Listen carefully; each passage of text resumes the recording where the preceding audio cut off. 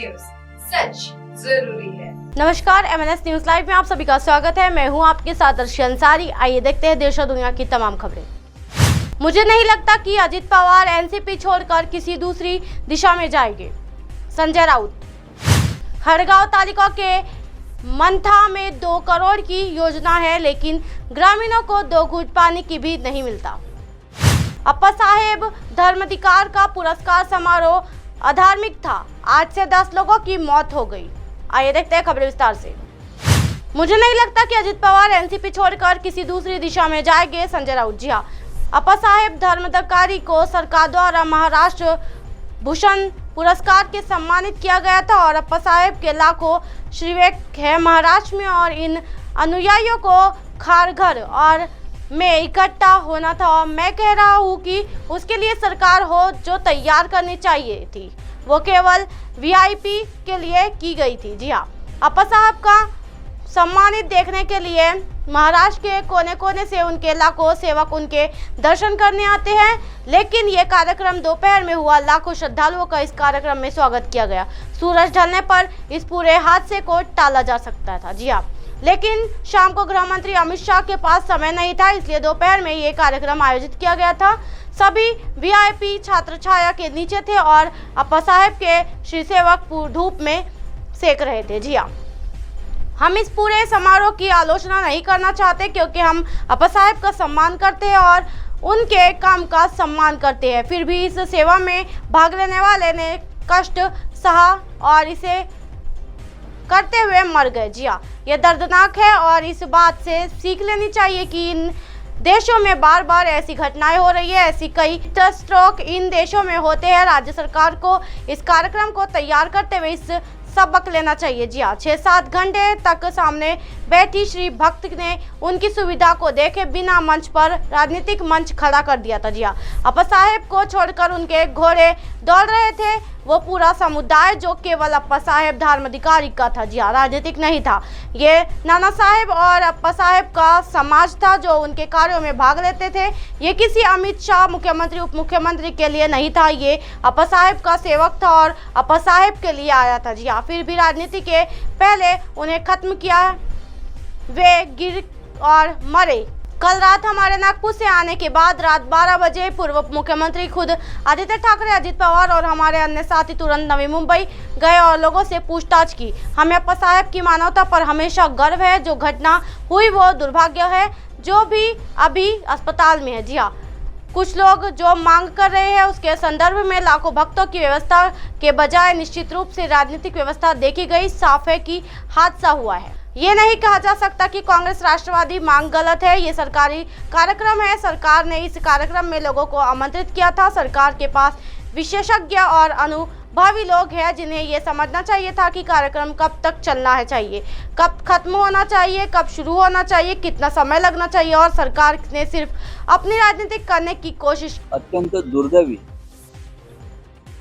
आणि महाराष्ट्राला चटका लावणारी अशी महाराष्ट्र भूषण पुरस्कार अप्पासाहेब धर्माधिकारी यांना सरकारतर्फे देण्यात आला आणि अप्पासाहेबांचे लाखो अनुयायी या महाराष्ट्रात आणि हे अनुयायी खारघरला जमणारच होते आणि त्यासाठी सरकारनं जी तयारी करायला हवी होती ती फक्त व्हीआयपींसाठी केली असं माझं म्हणणं। लाखो त्यांचे जे श्री सेवक आहेत ते त्यांचे भक्त आहेत ते महाराष्ट्राच्या कानाकोपऱ्यात अप्पा साहेबांचं दर्शन घेण्यासाठी आले, त्यांचा जो सन्मान होतोय तो पाहण्यासाठी आले। पण भर दुपारी हा कार्यक्रम झाला। या कार्यक्रमात लाखो भक्तांची सोय व्यवस्था न पाहता गृहमंत्री अमित शाह यांची सोय पाहिली वेळ म्हणून असं आम्हाला वाटतं। हा कार्यक्रम संध्याकाळी झाला असता, थोडी ऊन उतरल्यावर, तर हे सगळं दुर्घटना आहे ती कदाचित टळली असती। पण गृहमंत्री अमित शाह यांना संध्याकाळी वेळ नव्हता म्हणून भर दुपारी कडक उन्हात हा कार्यक्रम झाला। सगळे व्हीआयपी छपराखाली होते आणि अप्पासाहेबांचे भक्त श्रीसेवक हे तळपता उन्हात. आम्हाला या संपूर्ण सोहळ्यावरती अजिबात टीका करायची नाही, कारण आम्ही स्वतः अप्पासाहेबांना मानतो, त्यांचं कार्य मानतो, त्यांची मानवतेच्या संदर्भातले जे काम आहे, सेवा आहे ती मानतो. तरीही त्या सेवेत सहभागी होणारे त्यांच्या भक्तांना त्या यातना झाला, जो त्रास झाला, त्यातून मृत्यू झाला, तो दुःखद आहे. अशा प्रकारच्या घटना देशामध्ये वारंवार घडल्या, त्यातून बोध घ्यायला पाहिजे. हाड़गांव तालुका के मंथा में 2 करोड़ की योजना है, लेकिन ग्रामीणों को 2 घूंट पानी भी नहीं मिलता। जी हाँ, नांदेड़ जिले के हाड़गांव तालुका के मंथा के ग्रामीणों को 2 घूंट पानी के लिए भटकना पड़ रहा है। जल आपूर्ति योजना के लिए 2 करोड़ रुपए खर्च किए गए, लेकिन टंकी में पानी नहीं रहता। अब गर्मी का प्रकोप शुरू होने से कुछ इलाकों में पानी की किल्लत शुरू हो गई है। जी हाँ, इन गाँवों के लिए 2016 में मुख्यमंत्री पेयजल योजना स्वीकृत की गई थी। गाँव में कयातू नदी से पानी लाया जाता था। जी हाँ, जो दूर 10 किलोमीटर दूर है, 2 जलाशयों का निर्माण किया गया, 1 लाख मिलियन क्यूबिक मीटर की क्षमता वाला और दूसरा 6000 मिलियन क्यूबिक मीटर की क्षमता वाला, लेकिन अभी भी गांव के नालों में पानी नहीं है। गांव में पानी लाने के लिए जो पाइपलाइन बिछाई गई थी उसमें लीकेज होने से नलों में पानी नहीं आ रहा है। जी हाँ, यहाँ की ग्राम पंचायत द्वारा बार बार संबंधित एजेंसी की अवगत कराया गया, लेकिन एजेंसी ने इस और ध्यान नहीं दिया। जी हाँ, इस संबंध में 12 अप्रैल को नांदेड़ में बैठक हुई और काम पूरा करने का आदेश भी दिया गया। गांव योजना का पानी नहीं पहुंचने पर सरपंच विलास शिंदे ने 1 मई को जिला परिषद कार्यालय पर भूख हड़ताल करने की चेतावनी भी दी है। इस क्षेत्र के नागरिकों की पानी की समस्या गंभीर होती जा रही है। गेल्या 2 महिन्यापासून तीव्र पाणी टंचाई होत आहे, तरी ग्रामपंचायतच्या इकडे अतिशय दुर्लक्ष आहे। येथील महिलांना, लहान लेकरांना रस्ता क्रॉस करून विहिरीकडे पाणी येत आहे, त्याच्यामुळे त्यांचा जीव धोक्यात आहे, तरी पण ग्रामपंचायतच्या इकडे काहीच लक्ष नाही।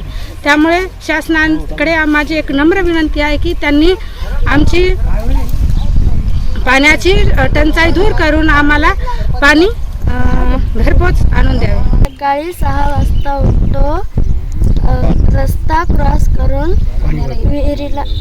विहिरीला पाणी भरायला येतो, जातो घरी, शाळेची तयारी करतो। पाण्यामुळे शाळेत लवकर जाणं होत नाही।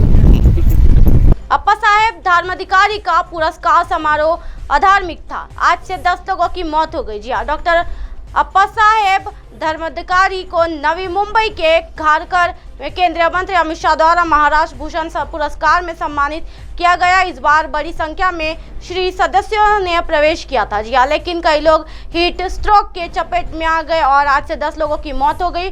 मुख्यमंत्री एकनाथ शिंदे ने बताया कि कुछ लोगों का इलाज चल रहा है। मुख्यमंत्री ने सोए MGM अस्पताल में मरीजों का जायजा लिया है, साथ ही पिछला इलाज भी चालू है। निष्काळजीपणामुळे हे सगळे बळी गेले आहेत। बघा, मी एकच सांगतो, मी यावर आता राजकीय भाष्य कुणी केलं त्याच्यावर बोलू इच्छित नाही। मला सगळ्यात आधी जे श्री सदस्य इथे उपचार घेत आहेत त्यांना बरं करायचं, त्यामुळे त्यांना ज्या ज्या ठिकाणी त्यांच्या नातेवाईकांना देखील काही सूचना त्यांनी केल्या, काही इतर हॉस्पिटलमध्ये त्यांना शिफ्ट करण्याची आवश्यकता आहे, त्यांनी सूचना केल्याप्रमाणे त्याचंही नियोजन या ठिकाणी करण्याच्या सूचना दिलेल्या आहेत। एक पनवेल महापालिकेचा उपायुक्त दर्जाचा अधिकारी या ठिकाणी डेप्यूट केलेला आहे, त्या सगळ्या नातेवाईकांच्या बरोबर तो संपर्कात राहील, या पेशंटची अपडेट तो त्यांना देत राहील, येणाऱ्या सर्व अडचणी या हॉस्पिटल डॉक्टरांच्या संपर्कात राहून कोऑर्डिनेशनचं काम तो अधिकारी करेल।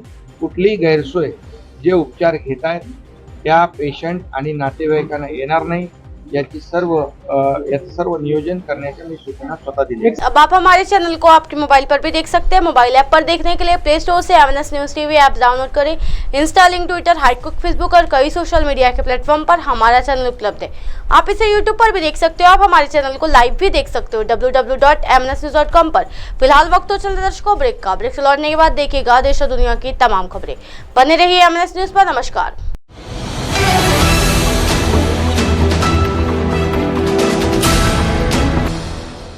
ये है MNS न्यूज नेटवर्क और आप देख रहे हैं MNS न्यूज।